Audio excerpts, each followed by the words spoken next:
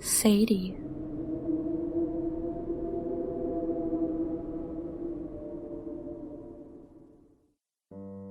Watch out for Sadie. What? Watch out for Sadie. She haunts the garage. I searched the face of Carol, the woman who had been training me for the past week, waiting to see her wink or twitch the corners of her mouth into a mocking smile. Instead, I received a deadpan stare.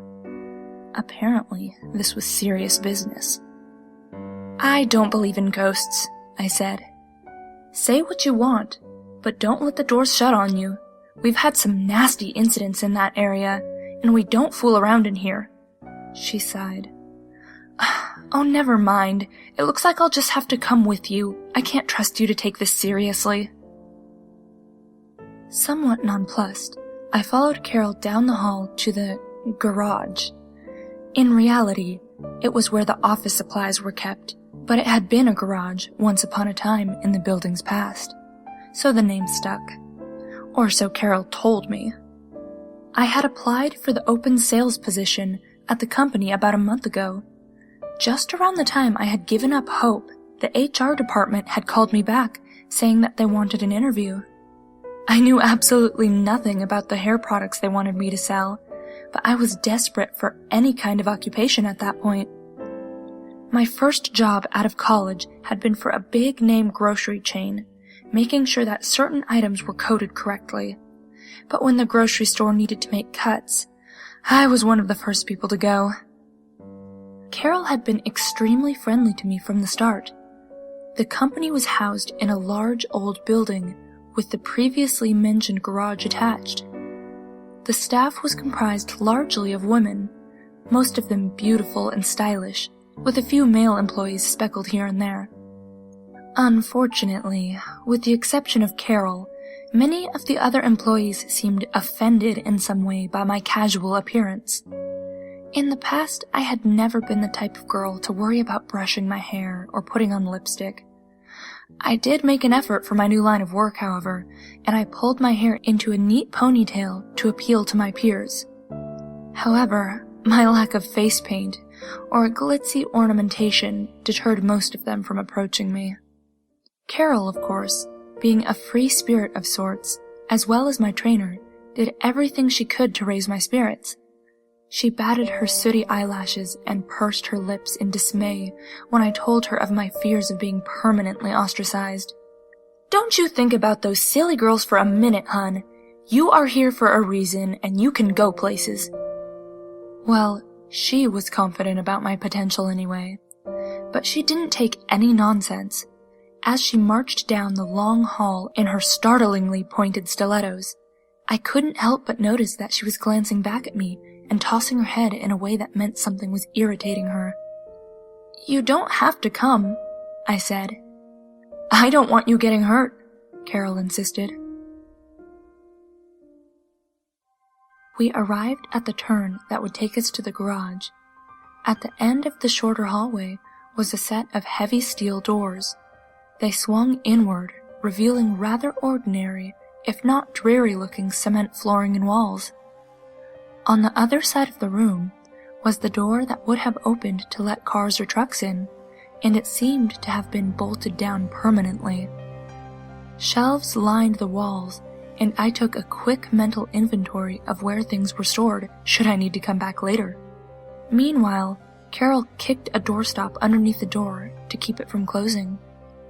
That's important, she said, giving me a stern look. The doors do not open from the inside, and there is no way of telling how long you would have to wait for someone to come and get you. And as if that wasn't enough, the switch in here is faulty. Sometimes you can't get the lights to turn back on. I nodded, as if to prove that I was taking the ghost of Sadie and the task of closing the garage very seriously. So, has anyone actually seen this Sadie? I asked. Immediately, Carol clapped her hand over my mouth. The smell of her fruity perfume, juicy couture, I found out later, enveloped me. You don't ever say her name in here, Carol snapped. After that, it was pretty routine. Carol showed me where the light switch was on the far wall. She flicked it down, and even with the door open on the other side, I felt a small tingle of fear creep up in my spine. What if the door were to shut on us? What if everyone went home and we had to spend the entire night in that supply room in the dark? I still didn't believe in Sadie, but the fear of being trapped was very real. During the last hour of the workday, the chance of anyone coming near the garage was slim. That was why we had someone come down to do a last-minute check and make sure the lights were off. My coworkers were often careless and left the lights on, or so I thought at the time. It turns out that neglecting to turn off the lights was a conscious decision by many. My coworkers soon warmed up to me when they realized that I wasn't afraid of going into the garage to turn the lights off before it was time to head home for the day. It became part of my nightly routine. Even though Carol rolled her eyes and told me to stop babying the other women, I saw no harm in taking it over, since everyone else was superstitious about the supposed entity that lived there. If I were being truthful, I would have admitted to the others that I was noticing strange things about the garage. For the most part, I allowed myself to give natural explanations to every circumstance that spooked me. For instance, on more than one occasion, I would find myself forced to duck as things fell off the shelves above my head.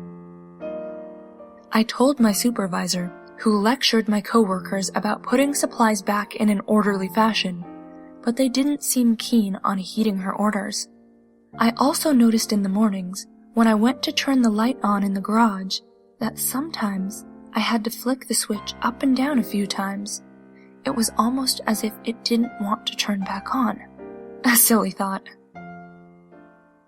One night, I was turning off the light switch in the garage when I heard a faint scraping noise. Looking over my shoulder, I saw that the door was sliding closed. I must not have secured the doorstop properly. Heart hammering, I darted to the other side of the room and threw my arm out to catch the door. I grunted as the thick steel shut on my arm, but I was able to wedge the door back open. I slid through and happened to glance up as the door was closing. Something white darted back into the shadows, as if it had been trying to follow me, but didn't want to be seen. I wish that I had been more imaginative, but I was able to convince myself that there was a rat or something in the garage. I reported it to my supervisor, who called an exterminator, but they found no signs of vermin. This didn't bother me much. I had always been the rational type. I was proud of my bravery. I was stupid. The incidents in the garage happened more and more frequently, and I finally allowed myself to think of Sadie. Maybe there was something to the superstition that my coworkers had. The garage was certainly an unlucky place to be. Carol twisted her ankle that winter when she was fetching printer paper, and while that could have been chalked up to Carol's dubious footwear choices, another woman named Monique was hit on the head by a falling carton of envelopes. She needed stitches. The sales department also seemed to have a high turnover rate. Every other week we had someone leaving who needed to be replaced. I won't lie, these incidents did worry me a little bit, but not enough to cause me any true fear. I was doing great at selling, and my supervisor was talking about cross-training me in other departments. Then, after the new year had come and gone, I received proof of the warnings that Carol had given me when I was first hired. I was caught off guard, I admit, because my coworkers had taken over the task of closing the garage for 2 weeks while I trained in the accounting department. I didn't think about the doorstop much. I just kicked it idly as I walked in, not noticing how close to the edge of the door it was. I turned off the light and simultaneously heard a familiar scraping noise. I was too late to react this time. The door snapped shut behind me. and my world became total darkness. I went to flick the light back on. Nothing. My mouth went dry. I tried not to panic. Maybe someone would come by. I hadn't told anyone I was closing the garage, so it was likely that someone else would come down to take care of it. I only had to wait a few minutes. Something cold fluttered against the back of my legs. With a yelp, I jumped forward and banged into a shelf. A box crashed behind me, and it sounded heavy. I had to be careful. If I hit my head and no one came by, I might not be found for hours. I tried to explain away the thing that had touched me. Rats. It had to be rats. The exterminators just weren't looking in the right places when they investigated. I missed you. That voice, whispering into my ear. How can I describe it? Gravelly, as though it hadn't been used for decades. And slightly muffled, as if the speaker were talking with a scarf around her face. The hairs on the back of my neck stood on end. Who are you? Carol? This isn't funny! I stepped backward and squinted in vain, trying to see who was in there with me. Not Carol. My heart went into my throat. I suddenly recalled what Carol had told me last year. She had mentioned all the nasty accidents that had happened in the garage. I had never thought to ask about them. I couldn't breathe. Stop it, I whispered. Stop it right now. Come into the dark with me. Come into the damp and dark. It's nice. If Carol hadn't opened the garage door then, I'm not sure what would have happened to me. Suddenly, the blinding light of the hallway was pouring in. I recall abruptly being face to face with two dark holes set deep into taut, colorless skin, and the terrible, inhumanly wide grin just inches from my nose. I also got the impression of long, stringy black hair. I had always thought ghosts were transparent, but this one seemed to be very solid. In that moment, I had a horrible feeling that she wished to consume me.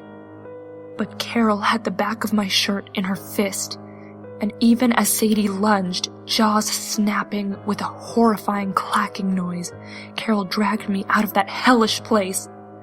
She yanked the door shut behind us, and we collapsed, gasping on the floor. My eyes were glued to the gap beneath the floor, where pale fingers with long, cracked nails scrabbled madly for a few moments, and then retreated. Perhaps I was seeing things, but they looked as if they were fading, like smoke dispersing through the air. I quit the next day. I'm still looking for a new job, but I think it's important to take my time. Carol and I meet occasionally for coffee. Neither of us like to speak about that day. I'm not sure how much she saw, but we share a strange bond between us. I as the survivor, and she as the rescuer. I contacted some of the other women who used to work for that company. Few wanted to speak to me about Sadie, but I did learn some important facts. Sadie has only gone after people who turned out the lights, and she had a special attraction to those who knew her name. I sleep with the lights on in my apartment now, and I don't go out at night. I know Sadie has been in that garage for a long time, but I can't help feeling that she wanted to follow me. Sometimes, when I step out of a room, I imagine, or at least I think I imagine, the sound of her scraping those long fingernails down the walls. Occasionally, I find that the objects I place on my kitchen table have fallen to the floor while my back is turned. I might just be psyching myself out. If Sadie did follow me home, why would she be taking so long to finish me off? Unless, maybe, she's just waiting for me to turn off the lights.